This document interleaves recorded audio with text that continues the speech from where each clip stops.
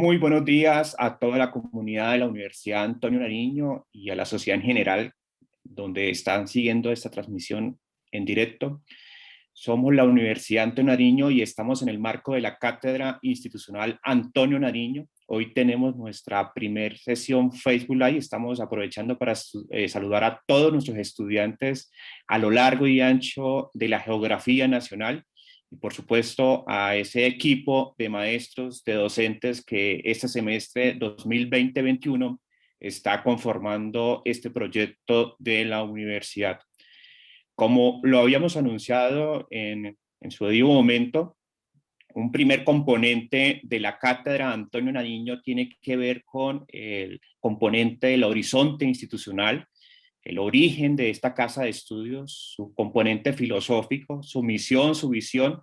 Estos componentes lo hemos venido desarrollando en las primeras sesiones y hoy, para rematar y cerrar con broche de oro, nos acompaña uno de los fundadores de esta casa de estudios, el vicerrector administrativo. Hoy está en esta instancia de dirección de la universidad, el doctor Héctor Bonilla.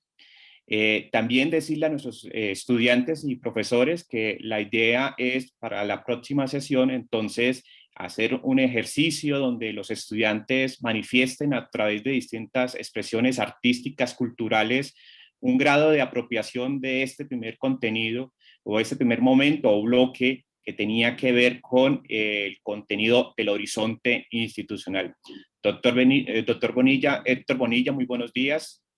Como ya es usual, agradecer su tiempo por estar aquí con nosotros en la universidad y pues por supuesto en la cátedra institucional que usted también lidera, y pues muchísimas gracias y lo dejo con este público que hoy está ansioso de escuchar su conferencia. Muy buenos días para todos. Buenos días, señores profesores. Eh, este año tenemos un equipo mucho más fortalecido de profesores. Eso me alegra muchísimo. Esta cátedra va cobrando fuerza cada día más. Es nuestro hito para todo este proceso en el cual se incorporan nuevos estudiantes a nuestra institución y nuevos profesores, en el que se establece el marco de referencia sobre el cual nos movemos en la institución y que nos hemos movido durante lo que hoy puedo anunciar. Dentro de 7 días, dentro de 8 días, estaremos cumpliendo 45 años de la fundación de la Universidad Antonio Nariño, lo cual nos complace enormemente porque consideramos que estos 9 lustros han sido muy productivos para el país. Hoy contamos con casi 100.000 egresados a lo largo y ancho del país. Estamos en 26 ciudades, como lo veremos ahora, y es de gran orgullo para nosotros haber llegado a los niveles que hemos llegado, donde tenemos una buena cantidad de programas con los cuales podemos prestar el mejor de los servicios para la gente de este país. Eh, Vamos a dar inicio y pues yo quiero arrancar toda esta exposición. Cuando la hacíamos de manera presencial, desafortunadamente perdimos esa posibilidad, esa estancia de acercamiento personal, pero de todas maneras llegar a ustedes de esta manera ha sido también supremamente grato. Me imagino que muchos de ustedes están todavía en pijama, muchos otros apenas se tomaron el baño o no se han bañado aún, o están tomando el desayuno o acabaron de tomar el desayuno. O sea, existe una situación en este momento de relax muy grande desde la instancia en la que ustedes están ubicados frente a su tablet o a su computador o a su celular, escuchando y viendo lo que viene en la presentación de esta primera charla que estamos dando en vivo y en directo para todo el país. Voy a arrancar esta charla remontándome muy atrás y ya después encontrarán la explicación por qué. Inicialmente tenemos que revisar algunos antecedentes. ¿Dónde fue el origen de todas estas cosas? El origen de la universidad eh, nos remonta a una época bien atrás. Después del siglo X o en el siglo X, pues muchos de ustedes ni siquiera habían nacido en el siglo XX. En el siglo X, al finalizar el siglo X, como siempre se hacen las especulaciones de final de esos 10 siglos, el terrorismo impresionante, se habló de que se acababa el mundo, así como sucedió en la terminación del siglo XX, se habló de Sodoma y Gomorra, de los dioses divinos iban a acabar y arrasar con toda esta podredumbre de humanidad que había dañado y que se enfrentaba a muchas cosas, especialmente porque esos esos siglo octavo, noveno y décimo fueron las épocas de lo que se llamó el oscurantismo. ¿Qué significaba el oscurantismo? Significaba que solamente eran dueños de la verdad unos poquitos y el resto, en su gran mayoría, eran absolutamente ignorantes.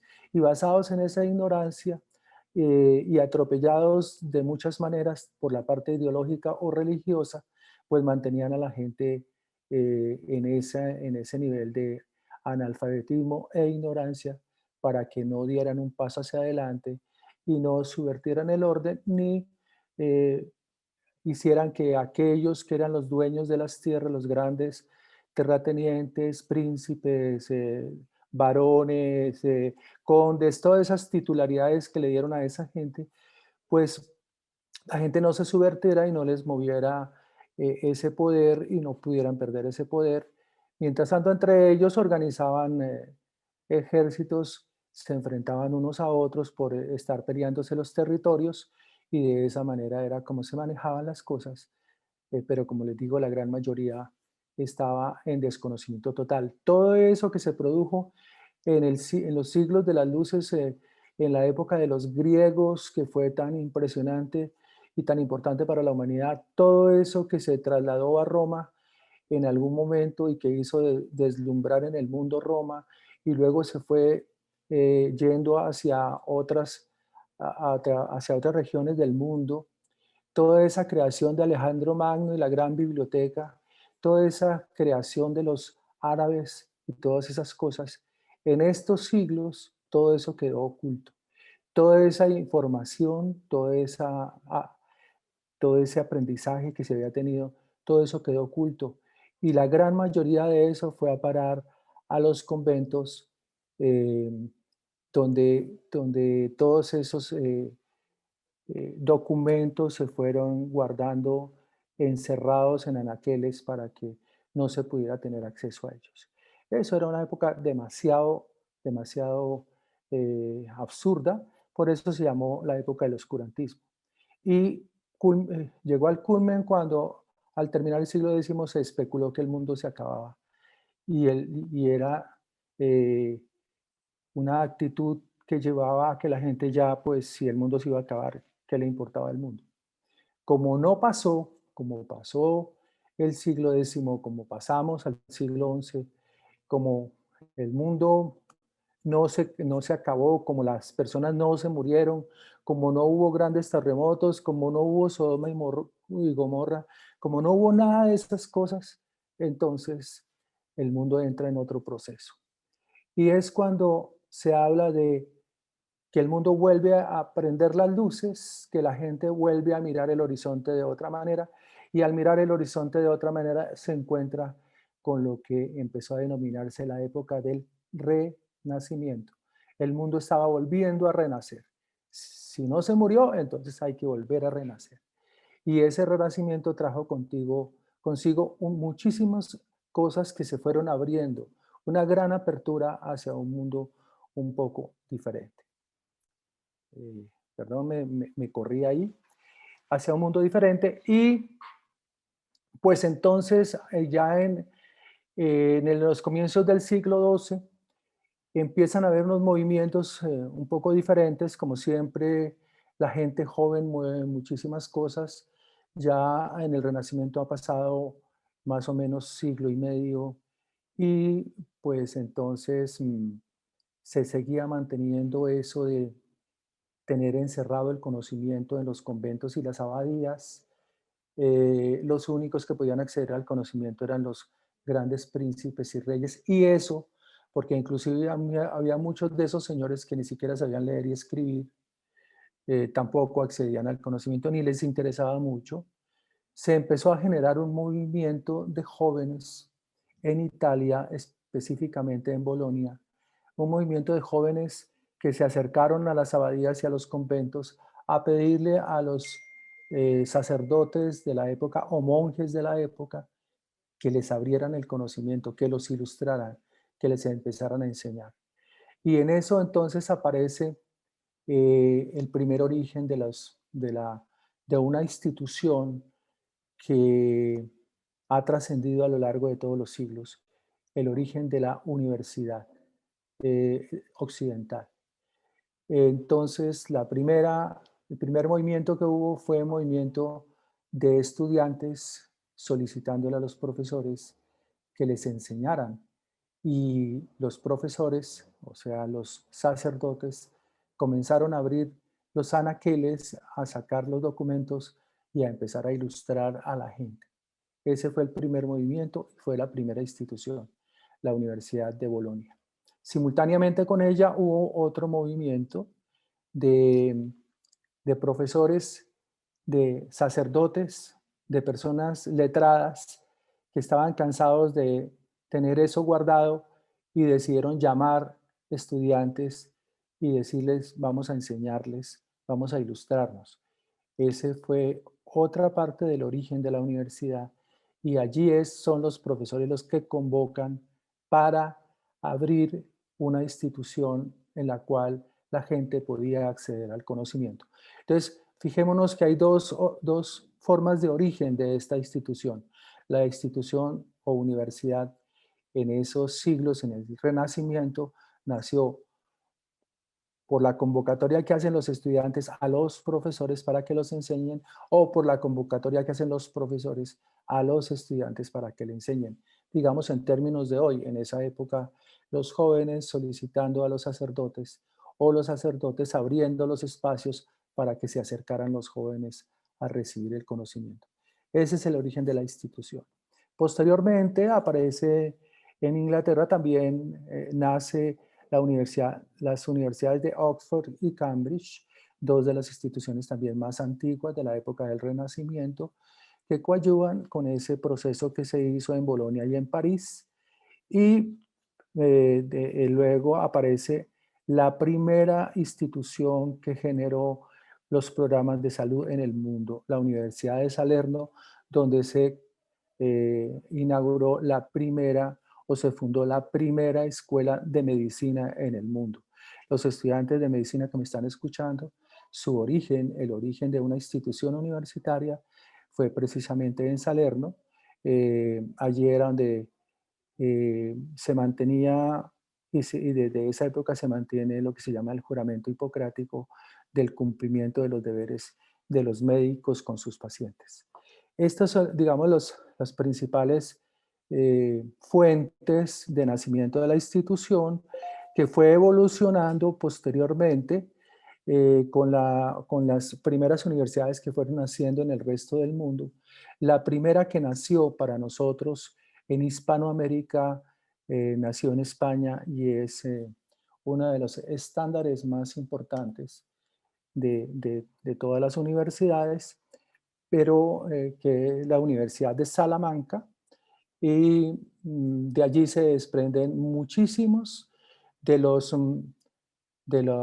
conocimientos y de allí nacieron muchas de las personas que permitieron que no solamente se mantuviera el descubrimiento como una forma violenta de las Américas, sino que se pudieran dar pasos trascendentales para que se hicieran tratos diferentes con respecto a las personas, entre comillas, los indígenas y los negros que estaban en las Américas. Eh, digamos que el primer derecho de gentes en Hispanoamérica, el primer tratado de derecho de gentes de Hispanoamérica nació en la Universidad de Salamanca. y es una situación trascendental en América, en el que en ese derecho de gente se reclama el maltrato que se hace a los indígenas, donde ya no se habla de un descubrimiento, sino de una invasión de un ejército que aplastó a otro ejército y de esa manera violenta se tomó las tierras y empezó a colonizar las Américas. Entonces, ahí hay un factor bien importante para América en el nacimiento de la Universidad de Salamanca como el origen de muchas de la legislación que se hizo para Hispanoamérica, especialmente con todo el maltrato de la época de la conquista y la colonia. Bien, damos un brinco muy grande, me voy a venir al siglo XX, me voy a venir al inicio del siglo XX para que miremos otro momento muy importante de las universidades. Como les decía, a partir de ello fueron naciendo muchas otras universidades en el mundo y pues de esa de Salamanca se desprendieron las que vinieron a América. La primera que se hizo fue la Universidad de Santo Domingo, eh, que fue como el principio fundamental de la institución en América. Y en Colombia, pues hablamos básicamente de tres instituciones. Los dominicos trajeron consigo lo que hoy se considera la Universidad de Santo Tomás. Eh, los, eh, los jesuitas trajeron consigo y montaron el Colegio Mayor de San Bartolomé y otra comunidad religiosa montó el Colegio Mayor del Rosario. Fueron las tres instituciones que nacieron en Nueva Granada, las más importantes, que todavía se mantienen, porque por un lado la Universidad Santo Tomás sigue manteniendo todo su eh, proyecto educativo en muchas ciudades del país.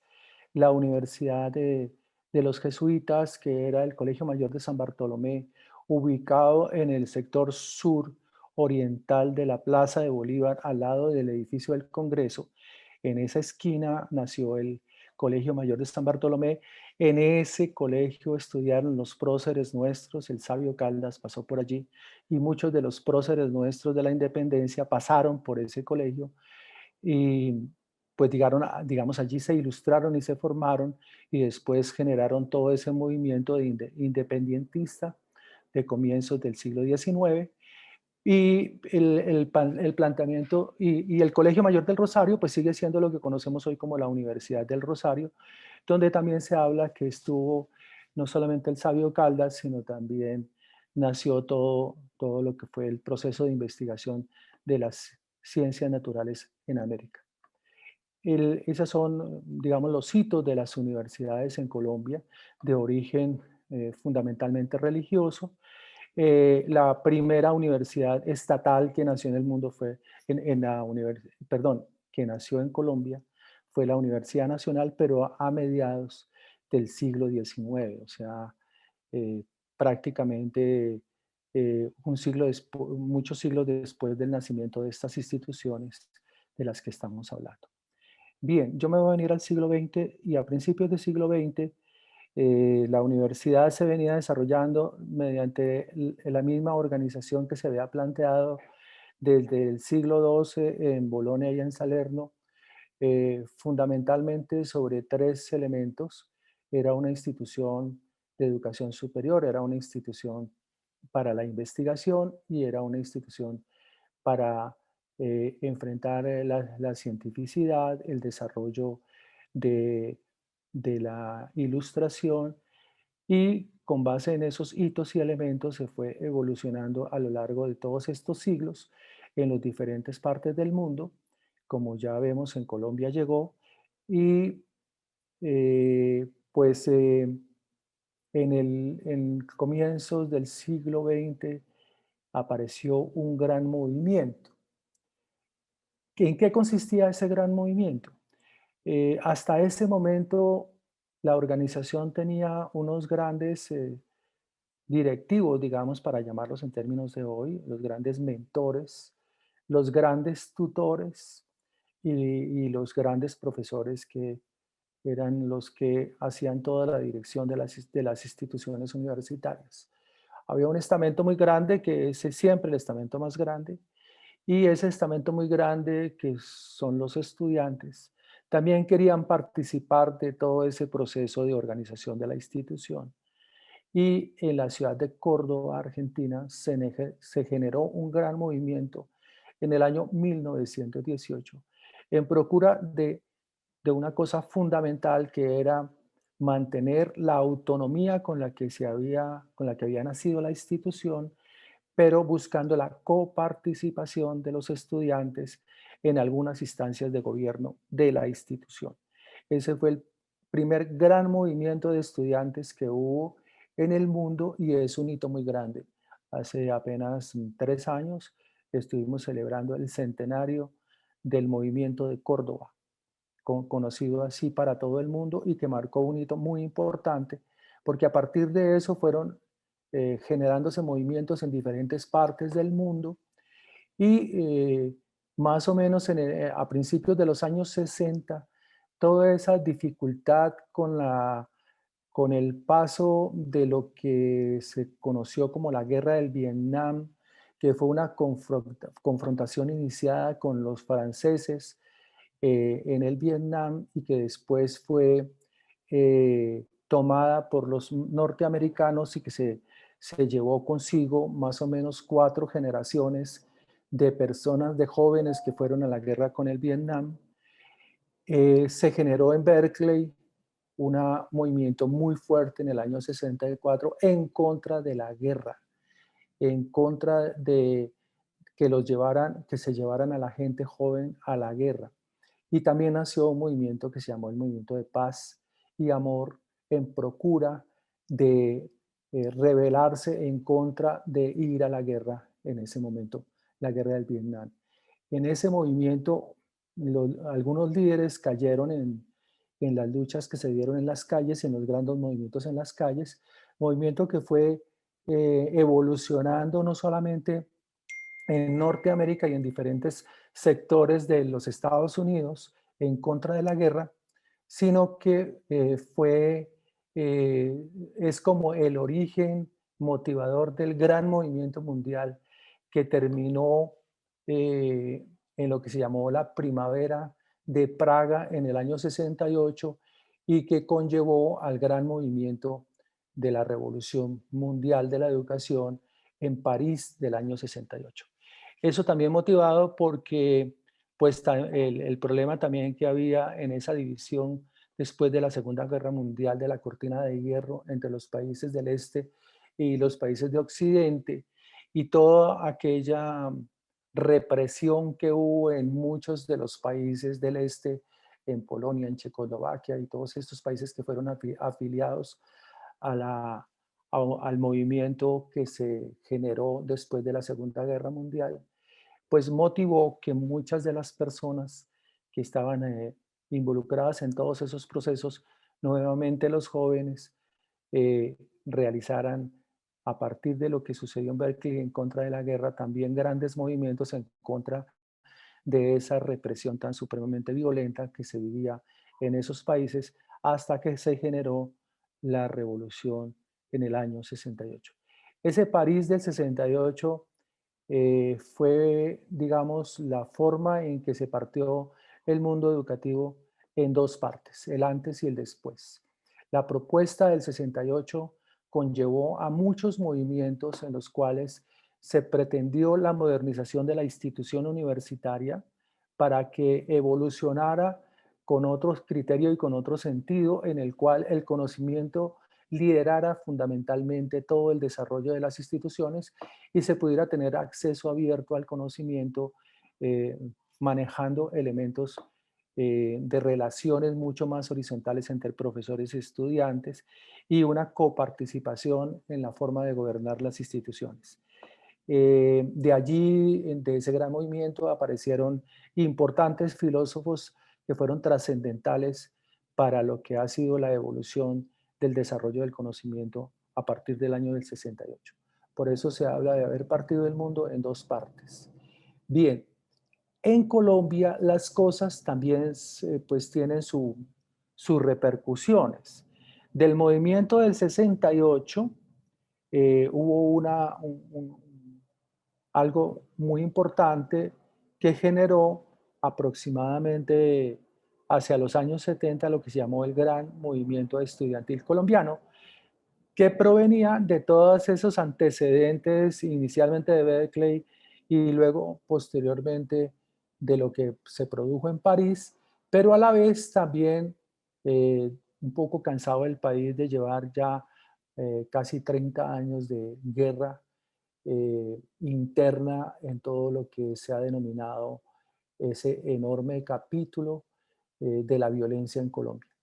Entonces, pues se generaron movimientos en contra de las políticas gubernamentales, en contra de la guerra, en contra de la situación del país y de todos los movimientos políticos que se dieron en su momento. Pero también se suscitaron otras cosas en el gobierno que estaba de turno en el año 66, del 66 a 70, que llamaron el gobierno de las grandes reformas porque en ese gobierno se generó un instituto que se llamó el INCORA, que era el de reforma agraria. También se generaron algunas instituciones a nivel nacional que fueron reformando todo el sistema gubernamental y toda la estructura gubernamental. En todo ese proceso, el Ministerio de Educación entró en una estrategia un poco distinta hasta el momento. Los colegios y las escuelas trabajaban en un doble turno. Generalmente el estudiante tenía una sesión de la mañana, iba a almorzar a su casa y regresaba a una sesión de la tarde, y era la manera como se impartía la educación primaria y secundaria en el país. Eso llevó a que con el crecimiento de la población empezó a ser escasa la posibilidad de acceder a las instituciones educativas, y en vista de eso, ese famoso gobierno reformador tomó la decisión de cambiar la estrategia y, basada en la infraestructura que tenía en ese momento, generaron lo que se llamaron las jornadas continuas. Entonces, teniendo una misma infraestructura, triplicaron la infraestructura generaron tres jornadas: jornada de la mañana, la jornada de la tarde y la jornada de la noche. Así que fue la estrategia que crearon en esta reforma que se llevó a cabo en el año 68, en la que se triplicó el acceso a la educación con la misma infraestructura. Era tal vez la única posibilidad que existía para poder dar ese paso tan fuerte en la posibilidad de darle mayor acceso a la población, al sistema educativo. Entonces ahí en esos años 60 las cosas fueron supremamente convulsionadas. Los años 60 también evocan muchas cosas. Al comienzo de los años 60 la música se partió también y nació el rock and roll, y con el rock and roll vinieron todos los movimientos de música rock que nosotros conocemos hasta ahora. A finales de los años 60 también se suscitaron los grandes conciertos como el Woodstock, los grandes encuentros de los artistas unos con otros en contra de la guerra, a favor de la paz. Esos grandes movimientos convulsionaron no solamente esos países llamados desarrollados, sino también en estos países. Nosotros también tuvimos nuestro concierto a finales de los 60, el concierto de Ancón, donde se reunieron los artistas e hicieron todas sus interpretaciones de rock y de músicas contemporáneas que permitieron generar un nuevo movimiento para la juventud de Turco. Digamos que yo siento el placer de haber formado parte un poco de todos esos movimientos y de haber disfrutado de esos movimientos y haber estado cerca a los grandes artistas, de los cuales hoy también tenemos algunos vestigios. Fue la época en que nació Santana, fue la época de los grandes cantantes del rock y de las grandes bandas del rock que hoy todavía suenan en algunas instancias. Hace un tiempo, unos meses, por allí estuvimos en un concierto de música de esa época, de cantantes de esa época, que eran cantantes muy importantes como Joan Manuel Serrat y como Víctor Manuel y ese tipo de cantantes en unos conciertos de esos, y recuerdo que había una chica detrás de mí con sus padres que dijo que para qué la habían llevado a un concierto de la tercera edad. Sí, pues somos de la tercera edad porque ya estamos un poquito, no viejos, porque no estamos viejos, sino estamos con una juventud acumulada, o sea, hemos hecho un recorrido en el camino, hemos logrado mucha experiencia, pero disfrutamos de muchas de esas cosas. Lo cuento así como para una pausa en este mundo de información que les he venido dando. Entonces, les repito, de los años 60 encontramos esas situaciones en las que hubo muchísimos movimientos, el de Berkeley, el movimiento en contra de la guerra del Vietnam, el movimiento en contra de la cortina de hierro, el movimiento en contra de la represión, el movimiento, y por último el movimiento colombiano, que fue a finales de los 60 y que tuvo un desarrollo y una evolución a principios de los 70. El movimiento colombiano comenzó en el año 70, el primer brote de ese movimiento se dio en la Universidad del Valle. En esas revueltas de estudiantes terminaron algunos estudiantes muertos. Eso hizo que el movimiento se expandiera por todo el país y se generó lo que se llamó el movimiento estudiantil colombiano. Se generó lo que llamaron un programa mínimo de los estudiantes colombianos y fue lo que permitió dar paso a lo que hoy está establecido en la organización de las universidades públicas, fundamentalmente. Pues digamos que fue trascendental en muchísimas cosas, fue coyuntural en los gobiernos de turno en ese momento porque fueron gobiernos supremamente represivos y también hubo unos grandes desplazamientos de personas de un lado hacia otro, o sea, los grandes desplazamientos llevados por la violencia hacia las ciudades, que permitió el gran crecimiento de las ciudades en los años 60, y por otra parte, muchos de los estudiantes desertaron y terminaron formando parte de las guerrillas que estaban en el monte disputándose el tema de la revolución en Colombia. Entonces, los años 60 son muy interesantes para el país. Bien. Perdón, me colgué.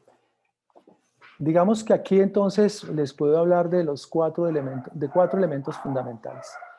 El uno, la forma como se fundó la institución, que fue fundada por profesores. El otro, cómo se dio la reforma de la educación en el año 68, generando más cupos para estudiantes. El tercero, el movimiento de París, que marcó un hito muy grande y dividió la institución en dos temporadas, dos épocas fundamentales, el antes y el después.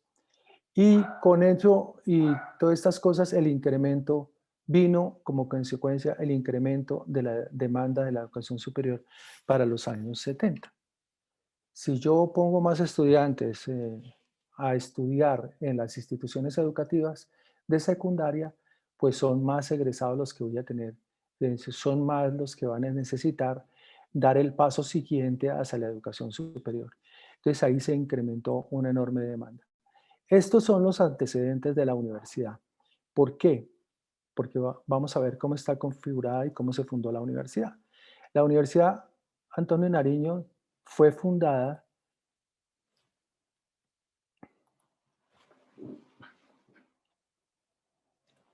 en el año 1976. El 7 de marzo de 1976, lo que les decía, el próximo 7 de marzo estamos cumpliendo 9 lustros, 45 años con orgullo.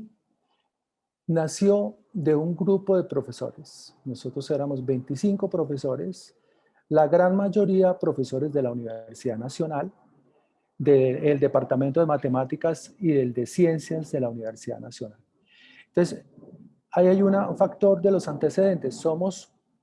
Tenemos el mismo origen con el que se generó la universidad en el mundo. Es el origen de profesores que convocan estudiantes para desarrollar el conocimiento. Segundo, este grupo de profesores provenientes, la gran mayoría proveníamos de la Universidad Nacional, significa que nosotros nacimos y somos hijos de la Universidad Nacional. Y de la Universidad Nacional simultáneamente nacieron tres instituciones. Nacimos nosotros, nació la Escuela Nacional de Medicina, que hoy se llama Universidad del Bosque, y la tercera nació la Escuela de Ingenieros, que hoy es la Escuela de Ingeniería Julio Garavito. Estas tres instituciones nacieron de la Universidad Nacional. ¿Qué quiero decir nacieron? Fueron creadas y fundadas por profesores provenientes de estas facultades de la Universidad Nacional, de la Facultad de Medicina, de la Facultad de Ingeniería y de la Facultad de Ciencias y Matemáticas de la Universidad Nacional. Entonces, ese es nuestro origen. Somos profesores que fundamos, que convocamos, pero en particular nosotros no nos fuimos para el norte, como hicieron todas las demás instituciones. Nosotros nos vinimos para el sur de la ciudad, donde la población es mucho más numerosa. Entonces encontramos que en el sur de Bogotá no había una institución de este carácter y por eso decidimos arrancar nuestra institución en el sur de Bogotá. Nacimos donde hoy es lo que llamamos la sede sur, que ustedes la ven en la fotografía, en lo que es la calle 20 Sur o avenida Primero de Mayo, un poco arriba de la Caracas. Ahí está nuestra institución. Eh, para que aquellos que quieren tener un poco más de referencia, está ubicada muy cerca a lo que se llama el barrio El Restrepo, que es el barrio, es el sector comercial de la zona sur muy importante al sur de Bogotá. Nosotros estamos ubicados muy cerca de ese barrio, en un barrio que se llama San José Obrero, que en principio era un barrio de estratos 1 y 2, aún sigue siendo un barrio de estrato 1, 2 y 3, y ahí está ubicada nuestra institución. Este claustro que ustedes ven allí eh, tiene un antecedente muy importante. Aquí nació la Facultad de Medicina de la Universidad Javeriana. Entonces, por eso ustedes les ven al lado izquierdo una capilla. Este fue no solamente un claustro de universidad, sino también un convento de sacerdotes en el que pues tenían toda su infraestructura para convivir en eso, en ese espacio. Y por eso este espacio tiene un significado muy importante porque tiene un origen especialmente universitario al haber tenido como antecedente la primera sede de la Facultad de Medicina de la Universidad Javeriana. Los que algún momento tienen que ir al sur van a encontrar allí algunos espacios que son significativos. Hay un espacio en ese bloque que ustedes ven en las tejas al final, a mano derecha, allá pegado como a unos árboles antes del edificio, hay un salón que es redondo. Ese salón, que lo llamamos nosotros la rotonda, fue el primer anfiteatro que se creó con la Facultad de Medicina. Era el salón redondo donde se hacían las clases que tenían que ver con la fisiología del ser humano. Entonces, pues tiene todo un carácter muy importante esta primera sede. Allí nacimos.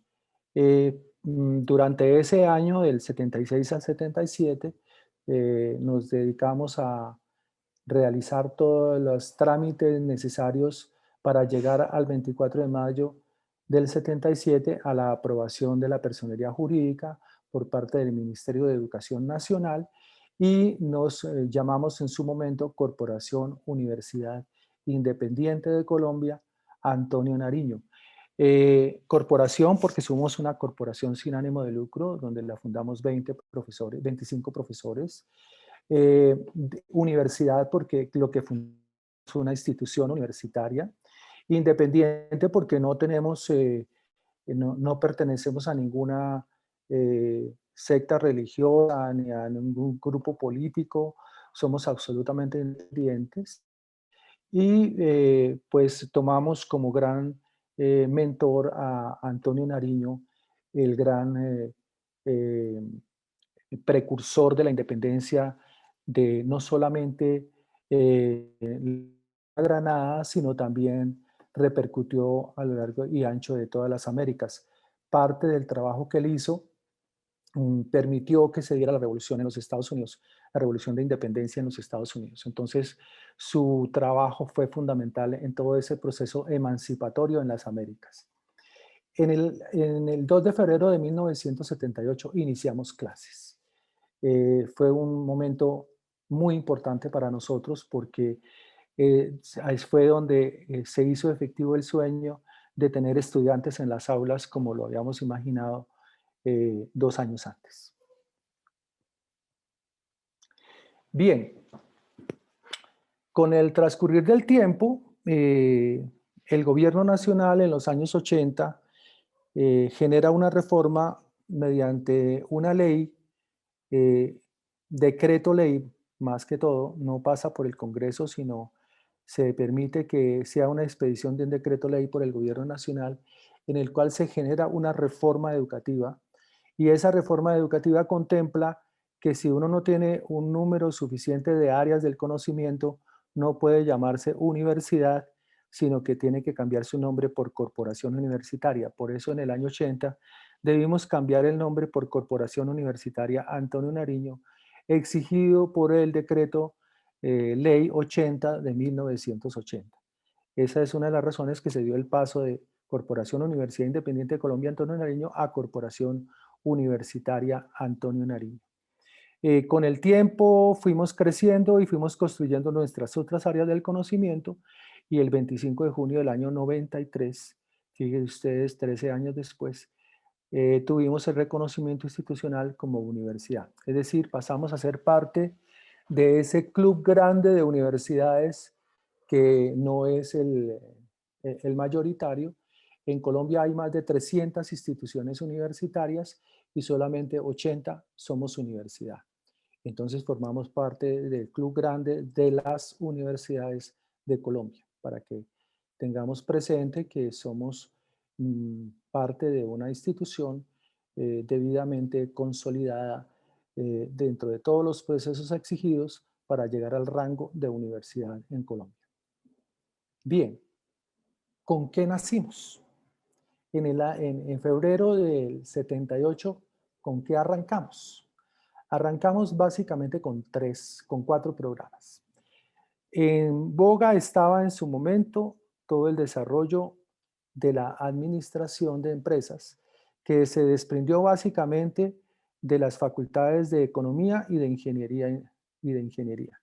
Entonces se creó una carrera que se llamó la de administración de empresas, una nueva disciplina del conocimiento que comenzó en los años 60 y que cobró mucha fuerza en los años 70.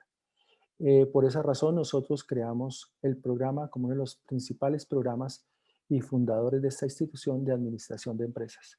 El segundo programa tiene una relación directa, no tan directa, pero tiene una relación con el anterior, que es el de contaduría, pero el de contaduría tiene un antecedente. Hasta los años 60, en Colombia todos los profesionales que hacían el trabajo contable y podían firmar los balances y los libros, tenían que presentar un examen ante el Estado para que los denominaran contadores públicos juramentados. Presentaban un juramento y un examen ante el Estado, y el Estado les daba la licencia para firmar balances bajo ese criterio, contadores públicos juramentados. A comienzos de los años 70 se da el paso a convertir este oficio en una profesión reconocida con formación en educación superior, y se dio el paso entonces a la creación de la contaduría pública titulada. Por eso nosotros dimos el paso a crear este programa de contaduría para poder tener egresados titulados que fueran respaldados con ese título para ejercer su profesión en los diferentes ámbitos, particularmente de la economía colombiana.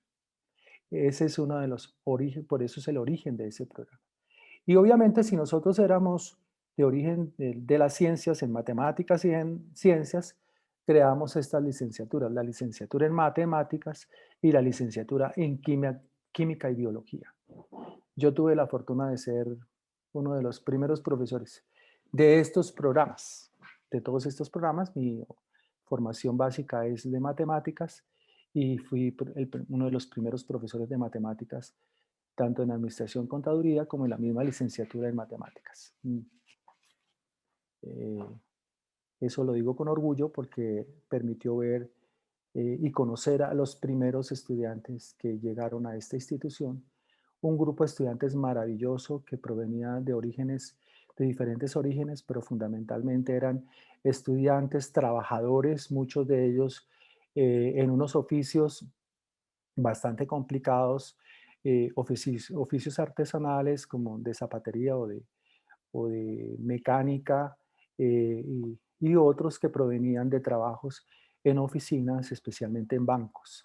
Ese fue el origen de los estudiantes nuestros, muchos de ellos, o en su gran mayoría, habitantes de zonas cercanas del sur de Bogotá, en el cual se encontraron muchos que provenían del mismo colegio o del mismo barrio y que convirtieron la universidad como en su segundo espacio de familia y con el cual convivieron durante los años de formación que tuvieron desde ese año 76, perdón, desde ese año 78 en adelante.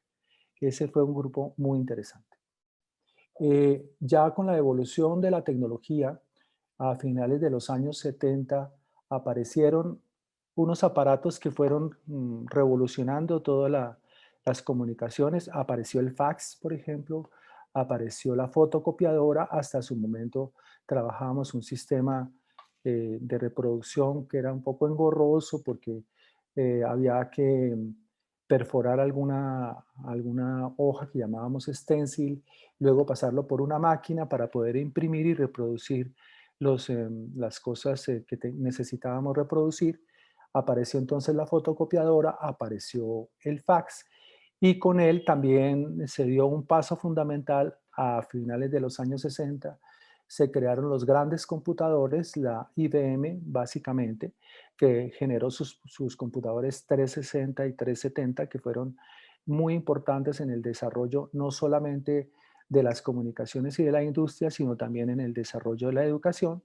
Muchas de las universidades nuestras, a nosotros nos tocó estudiar con ese tipo de aparatos, pero dieron el paso a finales de los años 70 a lo que se llamó el computador personal, a lo que hoy conocemos como el PC.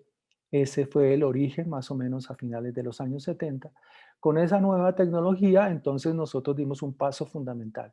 La nueva tecnología tenía unos aparatos nuevos y requerían esos aparatos contar con elementos para poder funcionar. Y uno de esos elementos es poder contar con lenguajes que permitieran una comunicación entre el ser humano y la máquina y le pudiera dar órdenes a la máquina para realizar procesos. Hasta el momento veníamos trabajando con las máquinas grandes, con unos lenguajes, el científico llamado Fortran, que tuvo evoluciones hasta Fortran 4, y en la parte comercial un lenguaje que se llamaba COBOL, que también tuvo evoluciones importantes. Entonces, aquí se genera el PC. Nosotros fuimos tal vez de los primeros que trajimos un PC a Colombia. Por ahí está en alguna parte guardado un PC de marca Radio Shack, que se componía de un televisor de 14 pulgadas de blanco y negro, un teclado como el que ustedes conocen actualmente y una grabadora de cinta. Esa, yo no sé si algunos ya de los que me están escuchando saben que es una grabadora de cinta, aunque últimamente se ha vuelto a reciclar el tema de los discos en acetato y fue vuelto como a revisar ese tema de las cintas que se utilizaban en pequeños cassettes y se incorporaban a unos aparatos que llamábamos grabadora de cinta. Esos eran como los tres elementos fundamentales. Ese aparato tenía un hardware mm, conformado de esa manera y la memoria de ese aparato era una memoria supremamente grande para el momento. Era un K de memoria, un K. Hoy hablamos de unas memorias supremamente grandes, 1 tera, 10 teras, una cantidad de cosas enormes. En ese caso, el origen era un K. Y se trabajaba sobre el sistema binario, o sea, sobre el sistema 0-1, que era el que se venía trabajando desde los computadores grandes. Para ese aparato apareció un primer lenguaje que se llamó un lenguaje básico que se llamó precisamente así, BASIC, que era un lenguaje de acceso fácil en el cual se podían desarrollar los primeros algoritmos y basados en los algoritmos poderlo traducir a diagramas de flujo que permitieran poder realizar todo un desarrollo eh, con ese lenguaje de operaciones para encontrar algunas soluciones básicamente e inicialmente a problemas de origen matemático o que tuvieran que ver con la estadística y las matemáticas. Ese fue como los primeros elementos, eso fue lo que nos permitió generar el primer programa de ingeniería de sistemas en la universidad y el programa de ingeniería electrónica, los que los llamamos inicialmente ingeniería de software e ingeniería de hardware, precisamente por esas nuevas tecnologías que se daban de los PC y del lenguaje para esos PC. Simultáneamente con ello, con todo el desarrollo metalmecánico e industrial en el país, nosotros generamos inicialmente el programa de ingeniería industrial, que ha tenido grandes repercusiones en el país, y creamos el primer programa de mecánica, pero con una primera tecnología que se llamó tecnología en mecánica automotriz. La idea es que a finales de los 80 se trajeron a Colombia grandes inversiones, básicamente de tres multinacionales muy importantes. Por un lado, la Fiat, la italiana; por otro lado, la Renault, que sigue en Colombia; y por el otro lado, la Chrysler, que también sigue, que cambió de denominación. Primero fue la Chrysler, primero llegaron las tres, luego la Fiat vendió su participación a los japoneses con la marca Mazda, y luego la Chrysler le vendió a la General Motors con las marcas que conocemos de la General Motors. Entonces, ese fue el origen de la gran inversión que se hizo a los finales de los 60, comienzos de los 70, en la que se incorporó al mercado automotriz la producción nacional. Por lo tanto, nosotros creamos a finales de los 70 el programa de mecánica automotriz, pensando en esa posibilidad de mercado y en la formación de ese tipo de tecnólogos que atendieran esas tecnologías que se venían desarrollando en el país. Con ellas también nacieron programas muy importantes: la primera licenciatura en danzas y teatro, la primera licenciatura en artes escénicas en el país, y la licenciatura en ciencias sociales. Esta licenciatura en danzas y teatro fue creada y fundada básicamente por una de las personas más reconocidas en el ámbito de la cultura y el folclore en el país y en el desarrollo del folclore, que fue la maestra Delia Zapata, en compañía de una maestra muy importante en el área de teatro, la maestra Rosario Montaña. Ha sido un programa muy importante y trascendental para la universidad, y como les digo, fue el primer programa que se hizo en el país en estas áreas que no existían y que requerían de formación de profesores para la evolución de todos los procesos educativos y culturales en el país. Bien, el paso siguiente que tuvo que dar la universidad eh, fue el de la educación abierta a distancia. ¿Cómo nació este cuento de la educación abierta a distancia? Allí el gobierno de turno que estaba entre el año 82 y 86, si no mal no recuerdo, fue el gobierno de Belisario Betancur, se comprometió a hacer el Mundial del 86 en Colombia. Y entonces para eso se requería unos grandes desarrollos, principalmente en todo el tema del desarrollo tecnológico y las telecomunicaciones, porque si íbamos a tener un mundial, teníamos que estar conectados con el mundo para hacer la transmisión del mundial. El mundial no se hizo. En el transcurrir de ese gobierno sucedieron cosas muy fuertes en el país, como lo del Palacio de Justicia, como lo de la erupción del volcán y la desaparición de Armero, que fue muy triste para el país. Y en últimas, el país desistió entonces de hacer el mundial, por eso el mundial pasó a México, que fue quien asumió en el año 86 el mundial. Entonces, pero de todas maneras se venía desarrollando una infraestructura, como les decía, en la parte de telecomunicaciones, Y por esa razón el gobierno dio paso a la generación de una nueva estrategia educativa que se llamó la educación abierta y a distancia.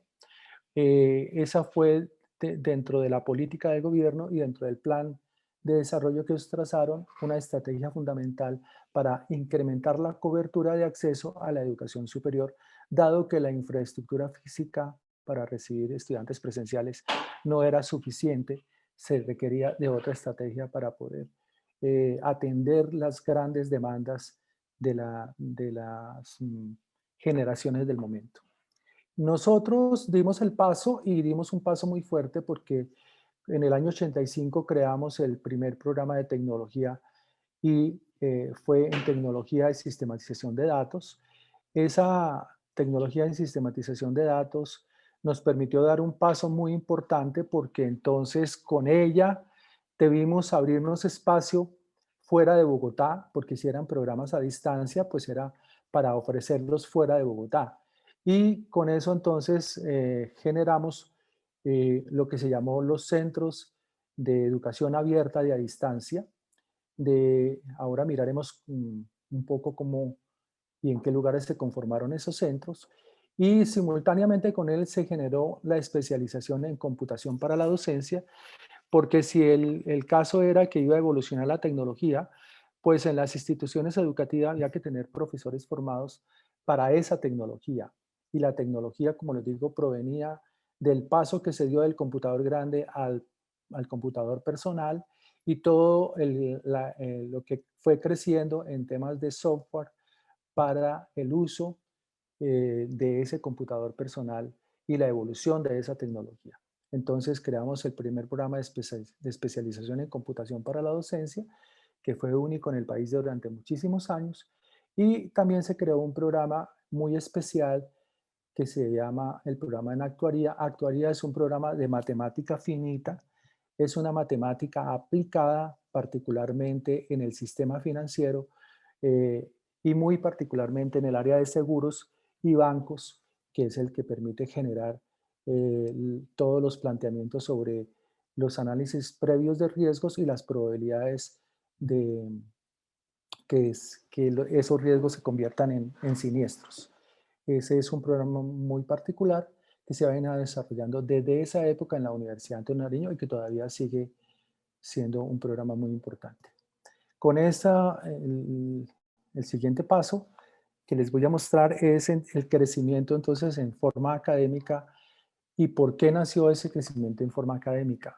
En el año, después de la Constitución del 91, la reforma de la Constitución permitió que apareciera un artículo muy importante, que es el artículo 69 de la Constitución, donde hace un reconocimiento de las universidades como una institución autónoma, que le permite a la institución evolucionar. Entonces rompe esa reforma que se había hecho en el 80 y le da cabida a una nueva ley en el año 92 que se llama la Ley 30, que todavía está vigente, la Ley 30 de la Educación Superior, y la nueva estrategia de la Ley 30 permite que las universidades se expandan.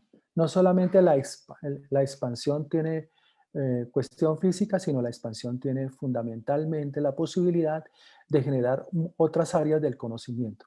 Por esa razón, entonces, a partir de eso, nosotros eh, ya en embrión traíamos el área de salud, pero ya con más fuerza se generan los programas de medicina, odontología, enfermería y optometría. En el área de administrativa se amplió un poco en economía y turismo. En el área de sociales, la de psicología, terapias psicosociales. En el área de ingeniería ampliamos a la primera ingeniería biomédica que se hizo en el país. Se amplió hacia la civil ambiental y se creó también el programa de electromecánica, un programa de muchísima fuerza en el país. En el área de artes se generaron las disciplinas de música, plásticas o visuales y diseño y arquitectura. En el área de educación se ampliaron las licenciaturas a idiomas preescolar y básica y luego se trabajaron en enormes programas de especialización en diversas áreas. Eso nos dio origen para poder ir generando todo ese reconocimiento que se obtuvo en el año 93 cuando ya nosotros teníamos consolidadas todas estas áreas y cumplíamos con los requisitos que estaba exigiendo en su momento la Ley 30. ¿Qué pasa con las sedes? ¿Cuál es el origen de las sedes? Aquí ustedes ven las sedes que actualmente tenemos, pero con la creación de la educación abierta y a distancia, se generan los centros de educación abierta y a distancia, como les había dicho, y nosotros nos ubicamos en varias regiones del país y creamos 10 centros. 10 centros de educación abierta a distancia en el cual empezamos a impartirnos nuestro programa de tecnología en sistematización de datos. Ellos fueron Neiva, Ibagué, Tunja, Armenia, Cartago, Roldanillo. eh, pues obviamente Bogotá fue una base fundamental para ello. Estábamos en... No, se me fue ahorita los otros que teníamos en... el otro fue en Pereira y ya les mencioné Tunja. Bueno, básicamente esos fueron los centros que creamos inicialmente como los centros de educación abierta a distancia con ese solo programa. Con el tiempo ellos fueron evolucionando y se crearon algunos programas más de educación a distancia, en principio las licenciaturas en preescolar y básica primaria que fueron fortaleciendo esos grandes centros, pero con la ley 30 nos permitió también la expansión en la parte física. Entonces, ampliamos todo ese trabajo en el Valle del Cauca, eso se amplió, se me ha olvidado Palmira, luego fue Cali, Buga, fue Popayán, Pasto, luego nos fuimos por la costa y en la costa se fundó en su momento Barranquilla, Cartagena, Santa Marta, Riohacha, Valledupar, inclusive estuvo Montelíbano en Córdoba, también en los Santanderes con Cúcuta y Bucaramanga, y así sucesivamente fuimos recorriendo todo el país. Llegó un momento que nosotros teníamos aproximadamente más de 40 sedes en el país. Hicimos una incursión muy grande, especialmente en zonas muy complicadas. Creo que tuvimos el primer centro de educación superior en el Caguán cuando se empezaron a dar las negociaciones. Por desfortuna, los señores de la guerrilla nos hicieron cerrar ese centro en el Caguán y estuvimos en otros sectores muy fuertes como Aracataca, Montelíbano, que estaban influenciados enormemente tanto los bandos que estaban en contienda dentro de la violencia en Colombia, permitiéndonos hacer una labor muy interesante porque el aula se convertía en un sitio de convivencia entre personas o profesores que provenían de esas diferentes sectores del país y que tenían un encuentro, digamos, pacífico o en paz para recibir sus clases en estos centros que nosotros teníamos ubicados en todas estas partes. Entonces, hoy ya la universidad decantó y estamos en 26 ciudades, tenemos 30 sedes, 5 de ellas en Bogotá, y es la forma como estamos a lo largo y ancho del país prestando nuestro servicio de educación superior. Esa es la institución desde el punto de vista de las ciudades. En Bogotá tenemos fundamentalmente seis ubicaciones. Tenemos la sede sur, que es donde nacimos, la sede Federman, donde nacieron los posgrados, la sede Circunvalar, donde está toda la parte de salud en este momento, la sede Ibérica, que es donde está Artes Escénicas, que está en el centro de Bogotá.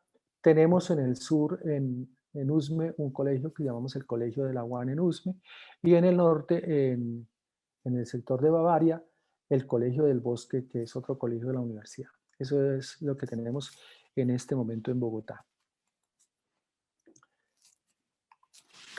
Bien, vamos a pasar entonces ahora, después de esta reseña histórica, de pronto aparentemente muy densa, pero que era importante que se las explicara para que entendieran hoy, y seguramente van a escuchar muchas cosas a lo largo de estos meses en la celebración de los 45 años, cosas de estas para que ustedes tuvieran más o menos una visión muy general de lo que ha sido el desarrollo histórico de la universidad y los grandes hitos en sus momentos claves en momentos de nacimiento, de expansión y de asentamiento que hemos tenido a lo largo y ancho del país.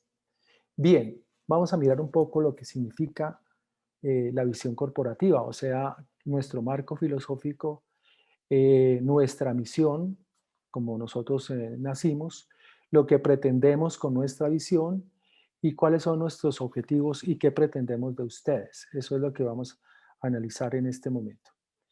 En principio, el marco filosófico se basa fundamentalmente en algo que se llamó, en principio, los derechos del hombre. Y como nosotros tenemos como nombre Antonio Nariño, pues nuestro marco filosófico no se podía apartar de la gran labor de Antonio Nariño, que fue la traducción de los derechos humanos o los derechos del hombre en principios del siglo XIX, porque eso permitió que se pudiera dar toda la gesta independentista, como les decía, no solamente en América o en la Nueva Granada, en Colombia, sino también repercutiera en los estados de los Estados Unidos, para que ellos hicieran su gesta independentista. Ellos la hicieron primero que nosotros. Ellos la hicieron a finales del siglo XVIII y nosotros a principios del siglo XIX. Entonces, ¿cuáles eran los valores principales de esos derechos del hombre? Los principales valores eran igualdad, libertad, justicia y fraternidad. Liberté, égalité, justice and fraternité, era en francés. Estos fueron los valores que permitieron todo el desarrollo de la Revolución Francesa y fue lo que hizo un cambio fundamental en todas las estructuras que tuvieron que ver en la época moderna con la conformación de las instancias de poder. Fue lo que derrocó en ese momento las grandes hegemonías feudales y dio el paso al gran poder proveniente de las burguesías y de la participación del pueblo. Ese es, digamos, un hito fundamental en el mundo moderno, porque de los derechos del hombre se fueron desprendiendo factores muy importantes que permitió la formulación de los derechos humanos en el siglo XX a raíz de las guerras mundiales. Entonces, de él se desprende y lo hemos tomado como valor que entre la igualdad y la libertad aparece un término que se llama la equidad. La equidad es un valor fundamental teniendo en cuenta que no es tratar a todas las personas de la misma manera porque cada ser es diferente al otro e irrepetible, sino tratar a cada uno como se lo merece. Ese es el valor de la equidad.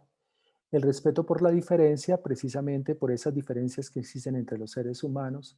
La posibilidad de tener una sociedad plural, o sea, donde convivan seres humanos de diferentes orígenes, de diferentes religiones, razas, etcétera. El tema de la democracia como un gran valor que se desprende de estos valores de la igualdad y la libertad, como la posibilidad de participación de las grandes mayorías en la toma de decisiones para lo que se denomina las formas de gobernarse, la participación en todos esos procesos que requiere la sociedad, la corresponsabilidad, que es una de las cosas que a veces la gente no asume, la corresponsabilidad y la responsabilidad crítica.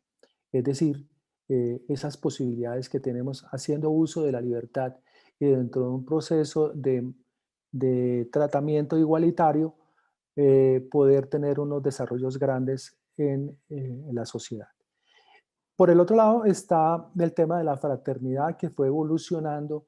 En la época actual se habla más de la dignidad humana y de la solidaridad entre los seres humanos. Ya no se dice, el fraternidad solamente es un factor en este momento de emoción cuando uno le dice al otro brother o hermano cuando está hablando con él, pero fundamentalmente el valor es el de la solidaridad y un factor supremamente importante que ha permitido que las sociedades modernas puedan constituirse como están constituidas, que es el respeto por la vida. Y si hay un respeto por la vida, para que eso sea efectivo, es el deber de vivir en paz. El deber de vivir en paz. Es decir, no es algo que si se puede, está bien, sino es que es un deber vivir en paz. Porque mientras se viva tras la violencia, mientras se viva con un mundo convulsionado, muy difícilmente la humanidad puede hacer sus grandes desarrollos, específicamente aquellos que tienen que ver con el aspecto fundamental de lo que significa ser ser humano. Y el otro valor tiene que ver con la justicia. La justicia es un factor muy importante como valor porque tiene que ver con lo que se denomina el punto medio. El punto medio significa que uno en las relaciones humanas siempre debe tratar de estar en el punto justo, ni más, como dicen por ahí, ni mucho que queme el santo, ni poco que no lo alumbre, tiene que estar en el punto justo. Eso es lo que le da la base a las leyes. Entonces, lo que se denomina como una ley es tratando de legislar sobre el punto justo, o sea, que la gente cumpla el punto justo de la situación en la que esté. Si la gente no cumple el punto justo por exceso o por defecto, está incumpliendo con la ley.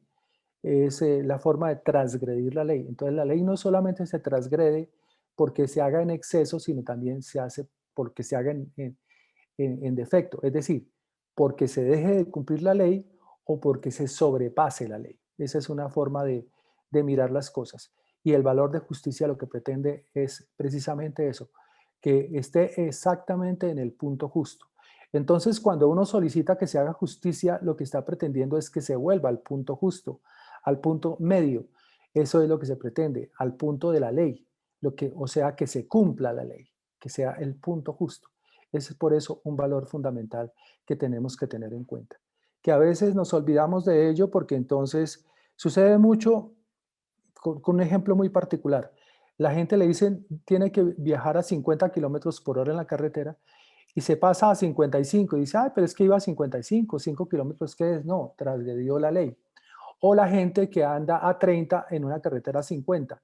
Ese también transgrede la ley por defecto, porque no está cumpliendo la norma. Y al no cumplir la norma, entonces hace que todo el demás tráfico se retrase y muchas veces produce accidentes por no llevar la velocidad adecuada. Entonces son cosas y ejemplos de la vida cotidiana donde uno se da cuenta que las cosas tienen que ser en su justa medida, en su punto medio, que eso es lo fundamental. Y cuando hacemos el reclamo de lo justo, lo que estamos buscando es ese punto medio que está definido por la ley, para que lo tengamos en cuenta. La ley o la norma que tengamos establecida. En nuestro caso tenemos normas internas, como es el reglamento estudiantil o los otros reglamentos establecidos laborales, que nos permiten decir claramente cuál es el punto justo en el cual la gente se debe mover. Y es sobre ese punto justo que se debe mover porque es lo que nos lleva a dar cumplimiento a la ley o a la norma. Bien, de ese también se desprenden los que llamamos principios. Y esos principios fundamentalmente los hemos definido procurando con ellos dar una impronta en las personas que pasan por nuestra institución. Porque nos interesa la integridad, o sea, los seres íntegros, seres honestos, seres leales, seres autónomos, que sean críticos y que sean autocríticos, que participen ampliamente. Y un tema fundamental que tiene que ver con dos factores, la confianza y la lealtad. La confianza es un factor fundamental. La confianza es como una porcelana. En el momento en que la confianza se rompe, le pasa lo de las porcelanas. La porcelana se rompe y para volverla a refaccionar no vuelve a ser la misma. Siempre va a quedar con una fractura. Eso sucede con la confianza. Y si no, tomen como ejemplo cuando ustedes tienen un amigo, cuando tienen una pareja y esa pareja les dice alguna mentira o incurre en alguna cosa que a ustedes no les gusta y que les hace perder su confianza. Volver a tomar esa confianza es supremamente difícil. Por más que las dos personas sigan juntas, ya siempre va a haber una pequeña fractura allí que dañó la confianza entre los dos. Y lo mismo sucede con la lealtad.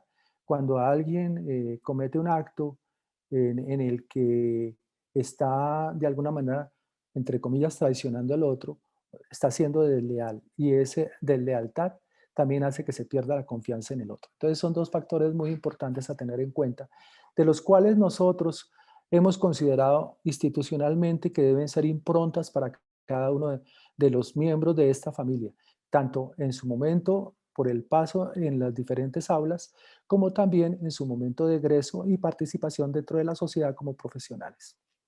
Muy importante este factor de los principios que están enmarcados dentro del marco filosófico. Basado en estos principios, nosotros entonces estamos hablando de unos objetivos. Pero para hablar de esos objetivos, tomamos como dos pilares fundamentales. Uno que tiene que ver con la construcción y la responsabilidad que tenemos para formar a las personas, una formación altamente calificada y dar todos los espacios que propicien esa posibilidad. Y por el otro lado, la apertura de oportunidades a las personas, que es uno de los factores fundamentales de nacimiento de nuestra institución. La posibilidad de estar en un sitio en Bogotá donde no existía esa institución, la posibilidad de abrirle las puertas a personas que no tenían fácil acceso a la institución y brindarle las oportunidades a esas personas que muy difícilmente pueden acceder a la educación superior. Ese es como nuestro gran origen. Entonces está basado en estos dos pilares fundamentales. Eso nos permite entonces hablar de nuestra misión.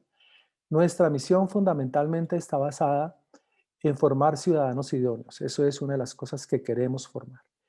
Queremos contribuir con la democratización, o sea, abrir oportunidades para el acceso a la educación. Queremos contribuir en la calidad y la excelencia en la formación del talento humano, establecer canales de comunicación entre nosotros y las comunidades o entre las comunidades. De hecho, al estar en diferentes regiones del país ya establecemos canales de comunicación de egresados de las diferentes regiones que forman parte de esta institución, ejercer un liderazgo educativo y vislumbrar un proyecto de futuro de país. Esa es nuestra misión fundamental. Eso fue lo que nos propusimos los 25 profesores que le digo, que les he dicho que creamos esta institución y la hemos desarrollado. Y tenemos una visión que se enmarca dentro de este párrafo. Nosotros queremos ser una institución que se posicione como una de las mejores del país, que sea acreditada nacional e internacionalmente, y queremos estar a la vanguardia del conocimiento que contribuya tanto al desarrollo de la competitividad en ciencias, artes y tecnología.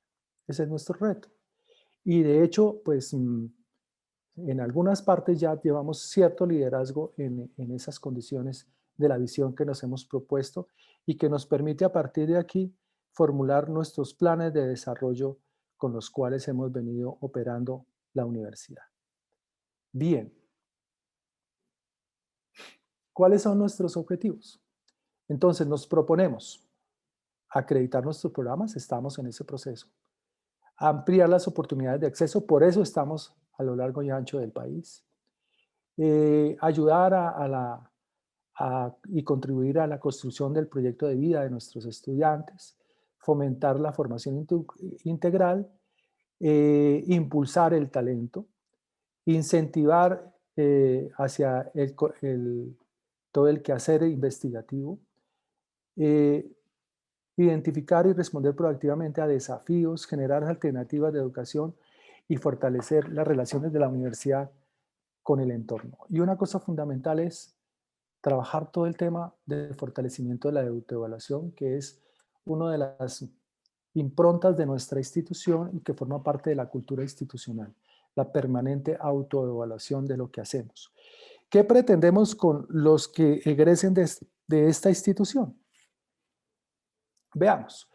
En primer lugar, queremos unos profesionales que sean muy bien preparados, con una sólida formación, que sean capaces de manejar toda esa complejidad entre el ser, el saber y el saber hacer, que sean personas con gran sentido analítico y ético y de responsabilidad social. Eso para nosotros es fundamental, esa es la impronta más importante para nosotros, que sean académicos o profesionales comprometidos y participativos, que tengan alto grado de competitividad y que sean investigadores capaces de transformar y desarrollar, digamos, parte de la visión del mundo, que puedan colocar su grano de arena y transformen Eso es lo que estamos pretendiendo en el perfil de nuestro egresado en general. Bien, damos paso un poco a las estrategias. La estrategia fundamental, cumpliendo con el primer objetivo, es poder acreditar de alta calidad todos nuestros programas. Ya tenemos programas en el área de salud, tenemos programas en ingenierías, tenemos programas en artes, tenemos programas en educación que hemos logrado acreditar. Y eso es parte de nuestra estrategia fundamental de todos estos años. Y también hemos adquirido la acreditación de alta calidad institucional para la sede de Bogotá. Entonces, somos una institución en este momento dentro de las pocas instituciones, aproximadamente 32 en el país, instituciones acreditadas con alta calidad. ¿Qué significa entonces para nosotros acreditarnos? El, el significado de acreditarse es hacer una transformación de la cultura institucional, damos el paso hacia ese proceso de autoevaluación para tener maneras de hacer un cambio permanente, la posibilidad de ampliar la cobertura en el ingreso, ofrecer programas de alta calidad de acceso a los menos privilegiados, porque si estamos ubicados en los sectores más difíciles o en sectores alejados, es abrir esa posibilidad de participación de muchas personas, tener programas actualizados, profesores de muy alto nivel, una excelente producción académica, unas redes de investigación y creación, de desarrollo tecnológico y sobre todo estudiantes de excelencia y ciudadanos comprometidos. Eso es lo que para nosotros significa acreditarnos. Los programas que tenemos acreditados en este momento son en artes, en ingeniería, como les decía, en la parte de salud y en la parte de educación, y estamos en proceso de visita para otros programas para ser acreditados. Y también en procesos de reacreditación de programas. Ya obtuvimos la reacreditación de ingeniería ambiental y estamos en el proceso de reacreditación de la Facultad de Medicina. ¿Cuáles son los retos para este siglo XXI? Este es un reto que no solamente es para la institución, sino para toda la sociedad en general y las sociedades, digamos así. Miremos, la cuarta revolución industrial, ¿qué es? Es una cuestión que se ha venido discutiendo en los últimos años, donde va a haber una gran transformación enfocada hacia el desarrollo de la data, hacia el desarrollo de la inteligencia artificial, del Internet de las cosas, o sea, a un cambio estructural en la sociedad y en las relaciones entre los seres humanos. Por eso, la cuarta revolución industrial habla de, de el desarrollo tecnológico y de las nuevas formas de hacer que tienen las personas, el trabajo que hacer en redes.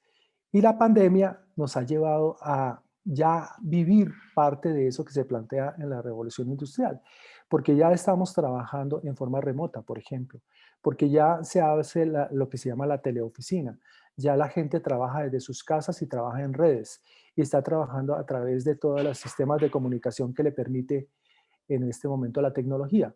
Entonces estamos dando un paso fuerte a la revolución industrial 4.0 en este momento con todo el tema de la pandemia. Eso se aceleró y eso se va a ir quedando a lo largo y ancho del mundo. En principio se hablaba en el foro de Davos, que es el foro de los países ricos, que se iba a perder más o menos unos 5 millones de empleos como estaban dados tradicionalmente y se generarían nuevos empleos de otras formas, en particular esos trabajos de teleoficina o esos trabajos en redes. En este momento la situación se está comportando de esa manera. Entonces, ese tema de la cuarta revolución 4.0 ya está andando fuertemente. El problema de la pobreza y la exclusión es un tema endémico, es el karma del mundo. En este momento se ha incrementado la pobreza en muchos países, especialmente con el tema de la pandemia. Lo podemos mirar en nuestro país. El tema de la paz, la seguridad y los derechos humanos es un tema muy difícil de lograr, especialmente cuando se han convivido en culturas de guerra durante muchísimo tiempo. Nosotros duramos más de 50 años en guerra. Muchas de nuestras generaciones nunca han conocido la paz como debe ser y todavía tenemos muchos vestigios de guerra en el país. Y ese camino hacia la paz es un camino muy espinoso y muy duro. El tema de las mutaciones demográficas, los cambios, los movimientos de las personas, el tema del auxilio al medio ambiente, ahí venimos luchando y la pandemia nos demostró que sí somos los seres humanos los que estamos maltratando el medio ambiente, maltratando la naturaleza. La naturaleza descansó, la fauna descansó, la flora descansó con el encierro y el confinamiento de los seres humanos durante esos meses. El aire inclusive cambió. Entonces eso es lo que significa que un poco los seres humanos somos los que hemos venido destruyendo nuestro planeta y nuestra forma de vivir. El tema de la cibergenética y la inteligencia artificial forma parte de la revolución 4.0. La gobernabilidad mundial que ha venido cambiando fundamentalmente. Ustedes han visto estos eventos de cambios de gobierno en países desarrollados como en los Estados Unidos, donde se dan enormes virajes y si no se tiene claro un direccionamiento hacia dónde va el mundo. El tema del nuevo humanismo y el respeto por la humanidad. La pandemia también nos ha dado muchas enseñanzas. Hemos vuelto a tomar en consideración al ser humano como tal, al ser humano con todas sus cualidades y defectos, al ser humano con todas sus falencias, con todas sus carencias, el ser humano desvalido, el ser humano en defección, etcétera, etcétera. Nos ha vuelto a hacer mirar al ser humano, a voltearnos a mirarnos al espejo, a entendernos, otra vez a interpretarnos para saber hacia dónde vamos. El diálogo entre las culturas, que es fundamental, y los desafíos éticos y de la tecnología. Entonces, estos retos para el siglo XXI siguen vigentes. Lo que yo les he planteado es que muchos de ellos siguen perfectamente vigentes y es necesario evolucionar y trabajar sobre ellos arduamente para lograr dar un paso fundamental de los seres humanos y de las sociedades organizadas por los seres humanos hacia formas de vida que nos den mejor calidad y que nos permitan mayor seguridad. Bien, nuestro primer reto ahora, nuestro primer reto en este momento es el COVID-19. Indiscutiblemente, esto nos tiene en una situación supremamente complicada, llena de muchísima incertidumbre. Por eso la pregunta es, ¿qué hacer? ¿Cómo convivir? ¿Cómo superarlo? Pues algo de ello tiene que ver la vacuna, sí, pero es que la vacuna no es la cura. No es que la vacuna nos cure del virus. Los virus siguen viviendo, los virus siguen mutándose. Nosotros tenemos cantidades de virus y muchos de ellos nos han afectado, más o menos, pero nos han afectado las gripas, la influenza y otra serie de virus que hemos venido a través del desarrollo de la humanidad enfrentando. Este es fuerte y asesino. Este llega y destruye rápidamente. ¿Qué es lo que estamos buscando con la vacuna? Mitigarlo, mitigar su acción sobre el ser humano. ¿Qué quiere decir eso? Que no es que no nos contaminemos, también nos podremos contaminar con la vacuna. Lo que pasa es que los efectos van a ser más leves, no nos van a llevar directamente a la UCI, sino probablemente nos permitirán pasar el momento de una manera mucho más sencilla, menos gravosa y con menos dificultades. Eso es lo que nos va a hacer la vacuna, no otra cosa. La vacuna no es un remedio de cura, no va a acabar con el virus. Ahora bien, el hecho que ahora en este momento tengamos unas 100.000 o 100.000 vacunas por ahí en Colombia, eso ya no significa absolutamente nada. Frente a 40 millones de habitantes no significa absolutamente nada. Para poder llegar a un momento en el cual podamos mitigar realmente la enfermedad y el virus siga por ahí andando, pero que no nos golpee tan duro, ese es el tema del famoso momento de inmunización de rebaño. De eso es lo que se habla, que cuando logremos tener más del 70% de la población vacunada, o sea, más del 70% de la población, no que no se contagie, sino que sea capaz de mitigar el contagio, de manejarlo más, el virus va perdiendo fuerza, porque entonces no pega asesinamente, sino que pega, pero pega y no afecta fuertemente a los seres humanos. Eso es lo que se va a lograr con la vacuna. ¿Que hay que vacunarnos? En algún momento tendremos que vacunarnos para lograr ese 70-80% y ojalá el 100% de las personas vacunadas que nos permitan mitigar el impacto del virus sobre el ser humano, que es lo que estamos procurando con esas vacunas. Pero no quiere decir que el virus desaparece, que no se va a seguir mutando, que muchas veces no se va a seguir fortaleciendo. ¿Qué es lo que estamos haciendo nosotros en este momento que hemos aflojado eh, en el cuidado. Como ya tenemos vacuna, entonces la gente se ha aflojado y ha salido a las calles y vuelto a hacer rumbas y ha vuelto a tener encuentros y la locura total, como hemos visto estas últimas 2 semanas, a partir de las primeras vacunas que se pusieron, la gente se descuidó, volvió otra vez.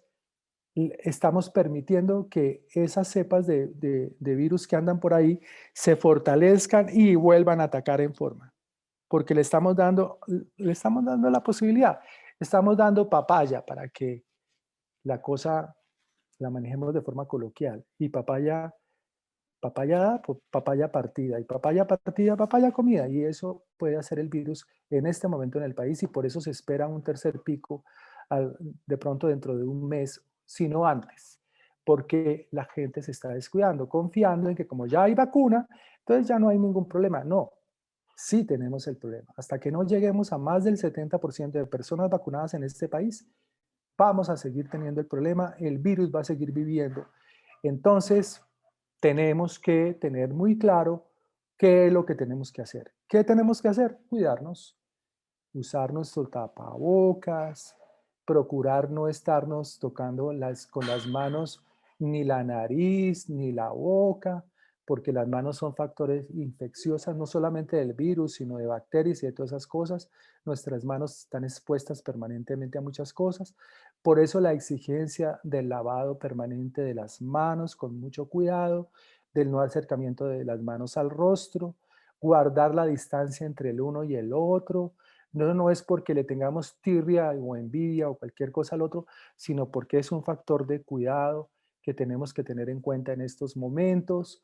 Entonces, el no acercarse y el no dar el abrazo y el besito, pues suspendámoslo. O sea, no es porque no le sintamos cariño al otro y no queramos hacerlo. Se lo mandamos cibernéticamente o se lo mandamos virtualmente o se lo mandamos desde lejitos, pero el acercamiento debemos cuidarnos de no acercarnos al otro, tanto de respeto y cuidado al otro como de respeto y cuidado con nosotros mismos y de respeto y cuidado con los que nos esperan en casa, que no saben qué recogemos nosotros en la calle y qué llevamos a la casa. Entonces, eso es una cosa muy importante. Mantener todos nuestros sitios donde vivimos, donde permanecemos abiertos al aire, que permita que corra aire, que limpie el ambiente permanentemente. Esas son cosas que nos están dando como elementos fundamentales de cuidado que nos permiten mitigar en este momento la posibilidad de contagio. Eso es fundamental para que tengamos en cuenta. Entonces, les repito, en este momento el momento es de cuidado, el momento es de estar alerta, el momento es de no permitir que sucedan las cosas como están sucediendo, que la gente fácilmente suelta el tapabocas, se agarra con el otro, arma las rumbas y se amaciza al otro, etcétera, etcétera. O como sucede muchas veces con algunos estudiantes que se han encontrado en la universidad y como se han dejado de ver algunos días o meses, entonces se acercan, la niña se sienta muy dulcemente sobre las piernas del compañero y lo abraza. El niño muy amablemente le aproxima un bocado de comida a la niña en la boca, etcétera. Sí, todos son manifestaciones de afecto y cariño que en otro momento son perfectamente válidas, pero que en este momento no son permitidas, porque tenemos que tener mucho cuidado. Recordemos que nuestra institución no es una institución que tiene solamente a los estudiantes y a los profesores. Nosotros somos una familia muy grande porque en cada una de sus casas, la casa de los profesores y en la casa de los estudiantes, hay otras personas que de alguna manera, de forma directa o indirecta, forman parte de esta familia. Esta es una familia muy grande y a toda la tenemos que cuidar. Y cada uno de nosotros es responsable y corresponsable del cuidado de esas personas que están con nosotros o que nos acompañan, bien por la parte de la universidad en la forma educativa o bien en nuestras casas. Eso es lo que se debe hacer en este primer reto por ahora. Ya veremos cómo van evolucionando las cosas y veremos cuál será el nuevo escenario de pospandemia, cómo tendremos que volver a acceder a las aulas y cómo podemos empezar a desarrollar otras actividades más formales. Pero por ahora eso. Y aquellos que tienen que ir a laboratorios o que tienen que ir a algunas prácticas a la universidad, tener mucho cuidado cuando lleguen cumpliendo todos los protocolos de bioseguridad. Ese es el cuidado. Ese es el cuidado y eso es lo fundamental en este momento. Ese es un reto muy importante que nos permite seguir con salud y permanecer con vida. Recuerden que el virus mata y lo que pretendemos fundamentalmente es vivir. Y para vivir tenemos que cuidarnos. Entonces, no nos confiemos mucho y tengamos en cuenta todas estas indicaciones. Bien, una vez que hablamos de esto, miremos un poco prospectiva hacia dónde vamos. Nosotros vamos, por post-pandemia, tenemos que hacer un diseño de escenarios alternativos y tenemos que buscar nuevos modelos. Pues hemos encontrado nuevos modelos pedagógicos y didácticos. Tenemos que encontrar nuevas formas de investigar y crear y nuevas formas de vivir y compartir. Eso nos lleva a la pospandemia. También tenemos que mirar temas relevantes como el desarrollo de las telecomunicaciones para que sea más expedita la comunicación por las plataformas digitales y el trabajo de las redes sociales. Tenemos que darle la mirada al medio ambiente y a estas energías alternativas, eso es fundamental, ¿no? Porque es fundamental también el tratamiento y uso racional de los cuerpos de agua. En estos días había una gran noticia de cómo se han venido deforestando miles y miles de hectáreas en los países, en los parques naturales de nuestro país y en las fábricas de agua, digo fábricas de agua que son los páramos, donde hemos inclusive incendiando los páramos para que se acaben las fábricas de agua que son los frailejones, estos frailejones duran años en crecer. Un frailejón no crece en un mes o en varios meses, sino en años. Y para que lleguen a ser parte de la fábrica de agua se requiere mucho tiempo. Entonces, destruir una planta de estas es acabar con nosotros mismos, pero a veces la gente no lo entiende. Y por otro lado, mirar cómo van a ser todos los temas de salud de aquí en adelante, en los procesos de educación y cultura que son permanentemente amenazados y manejados globalmente de maneras que no son las adecuadas. Eso es lo que tenemos como reto de una mirada prospectiva hacia adelante. Es cosas que tenemos que tener en cuenta. Nosotros, a su vez, pues venimos trabajando en algunos proyectos ya de hace varios años y seguimos sosteniendo esa posibilidad de proyecto. En Bogotá, y voy a poner el ejemplo de Bogotá, como también sucede en algunas otras partes del país, la pandemia nos ha frenado esa visión prospectiva que hemos tenido en ciudades como Popayán, como Barranquilla, como los Llanos Orientales, en algunos propósitos de expansión de tipo ecológico y en algunas otras sedes en la ampliación de posibilidades para enfocar nuestras estrategias hacia factores que tienen que ser fortalezas dentro de las regiones y que nuestras sedes tengan vocación para eso y coadyuven en la formación de los estudiantes para que puedan buscar desarrollos regionales y no tengan que desplazarse a las grandes ciudades, sino que encuentren fuentes de empleo en su propia región que son a su vez fuentes de desarrollo para la región. Nosotros en Bogotá tenemos una sede, yo les mencionaba, la sede de USME, que está al sur de Bogotá. Si ustedes lo encuentran y lo ven en este proceso, aquí encontramos que está al sur de Bogotá, como lo ven aquí. Esta es la ciudad de Bogotá, este es el norte. Las sedes nuestras está una más o menos por aquí, la sede Fermat más o menos por aquí, la sede Circunvalar más o menos por aquí, pero estamos aquí en este extremo sur. Este extremo sur, Usme era un municipio, hoy es un municipio aledaño, pero se conoce ya como una localidad y allí estamos ubicados. Es una sede más o menos de unas 230 hectáreas que nos permite pensar en grande en lo que podemos hacer así, allí.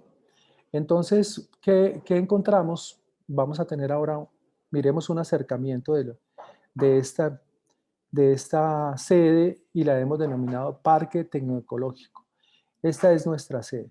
Lo que ustedes ven aquí es el río Tunjuelo. El río Tunjuelo prácticamente nace en los límites de nuestra sede. El río Tunjuelo que tiene tanto repercusiones, que ha tenido tantas repercusiones en Bogotá con las inundaciones, que logró mitigarse a través de una represa seca que se llama Cantarrana, que es la que permite controlar el río en épocas de lluvia muy fuertes. Ese está al norte de la sede nuestra. Por el otro lado está la avenida Caracas, que ustedes la ven aquí en rojo. Esta es la avenida Caracas, la prolongación de la avenida Caracas hasta el pueblo. Y aquí tenemos una vía que se ha planteado desde hace algunos años, que es la salida de los llanos orientales hacia la costa pacífica. Entonces, por acá es la salida hacia Villavicencio y se ha trazado una línea en la cual se permita un paso en el que una la carretera que viene de Villavicencio con la autopista sur por esta parte para que no tenga que dar la vuelta, llegar por la avenida mm, por la avenida que cruza toda la parte de la ciudad, sino que pueda salir directamente por esta que se llamaría la Circunvalar del Sur o la Troncal del Sur. Y por el otro lado, una vía, esta que la conocen como la paisajística, que va sobre el borde de ciudad, en la cual esta es una parte más plana y esta es una parte un poco más empinada, como se ven las curvas que tienen allí. Entonces, nosotros en esto hemos planteado en este lote de 200 y pico hectáreas un proyecto que para nosotros es supremamente importante. Vamos a verlo así en rasgos generales, cómo sería el proyecto.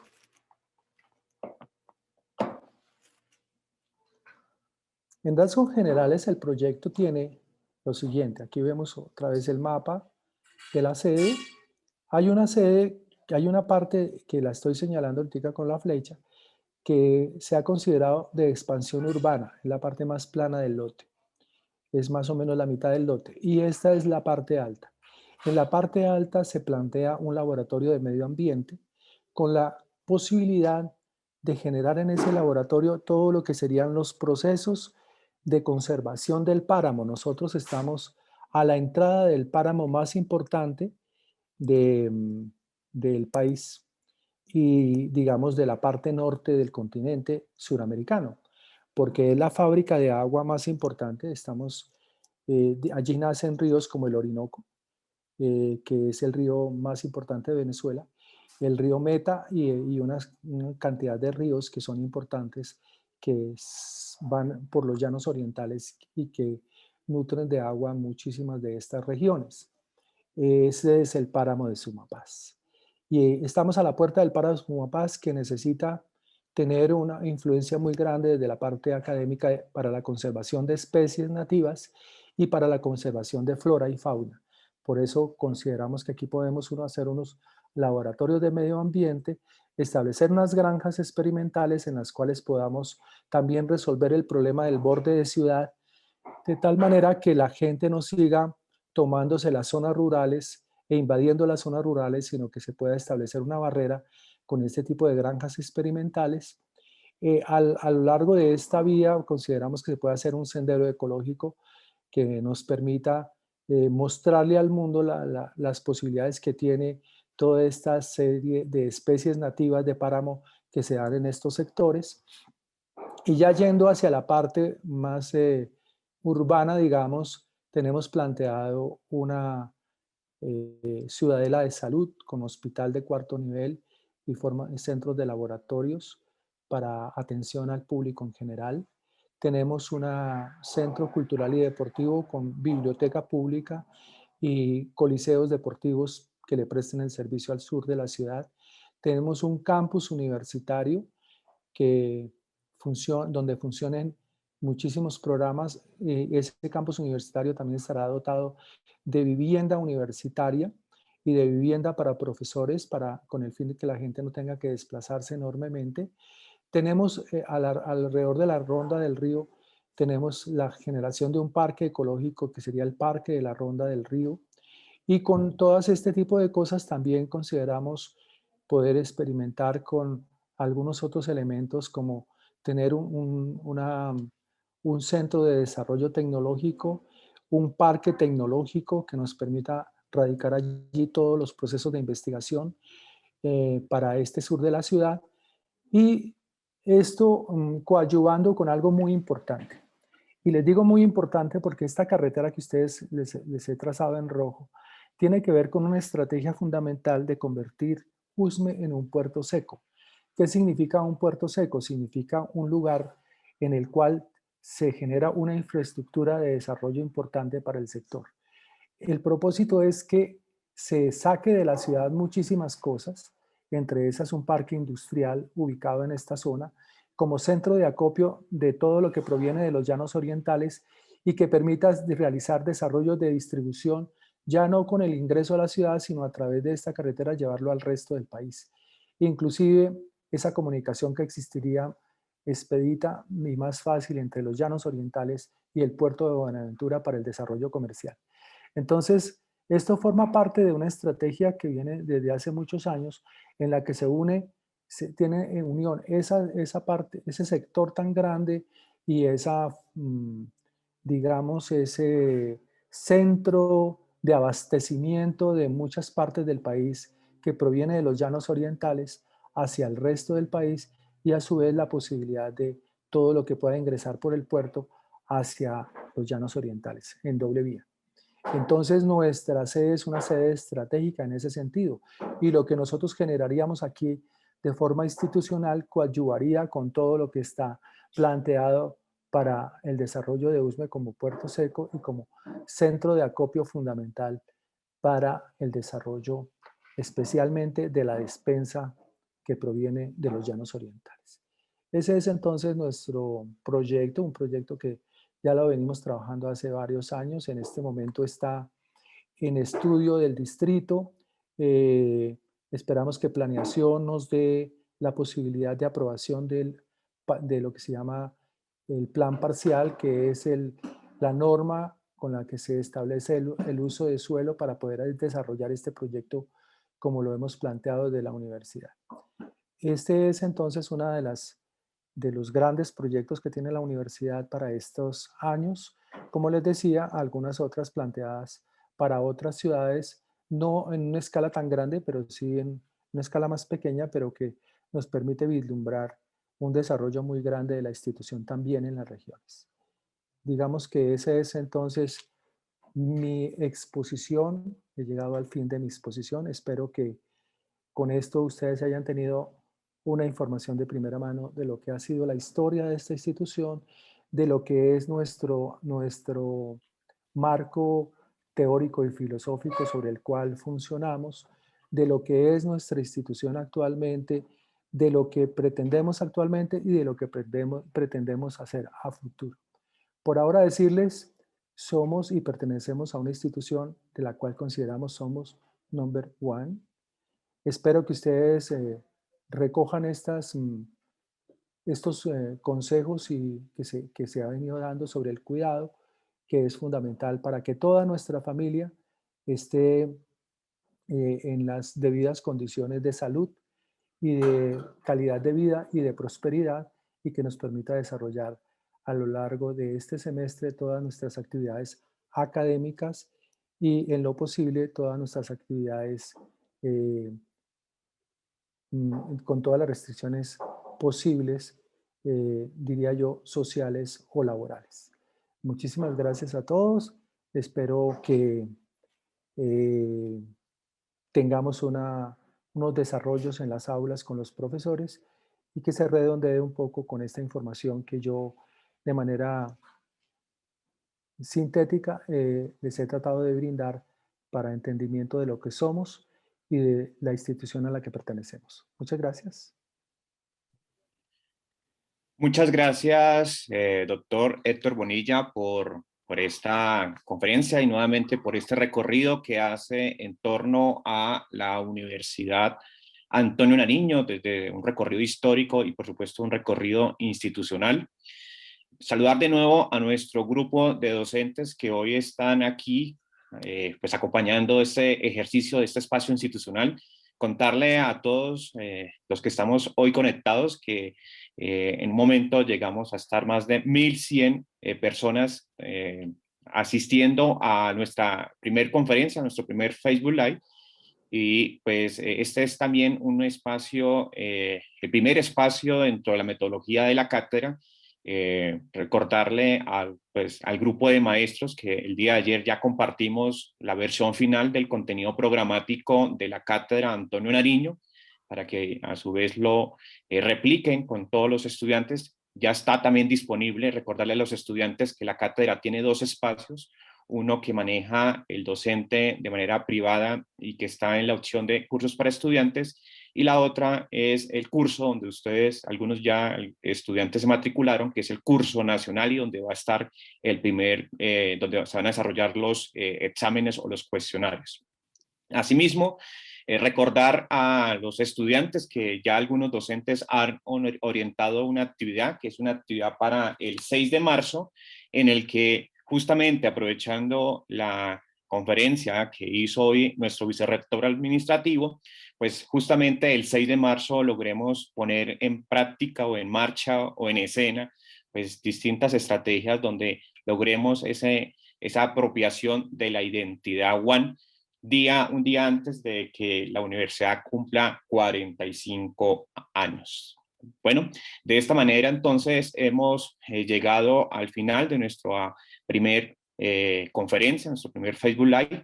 Habrá otros encuentros a lo largo del semestre, ya están allí establecidas las fechas, nuestros invitados también ya están establecidos y pues nos volveremos a ver de acuerdo a las fechas que allí están contempladas. Agradecer nuevamente a nuestro vicerrector administrativo el espacio que tiene en la cátedra institucional. Hablamos ahora con nuestro editor de contenido, que pues hoy hemos llegado a más de 1100, Sebastián, a más de 1100 seguidores pues conectados. Compartir esta transmisión y pues seguir a la universidad en las redes sociales, eso también es muy importante. Y este es un espacio muy importante, muy interesante de la universidad, que es la Cátedra Antonio Nariño, una cátedra de la paz. Nuestro primer componente es un componente que tiene que ver con el horizonte institucional y las unidades temáticas que se desarrollarán posteriormente pues tendrán otra orientación que tiene que ver con el origen del conflicto en Colombia, resolución pacífica de conflictos, pedagogía para la paz y compromisos pues para la paz, que también en ella estamos comprometidos. De esta manera entonces llegamos al final de este primer Facebook Live. Que tengan todos ustedes un feliz fin de semana.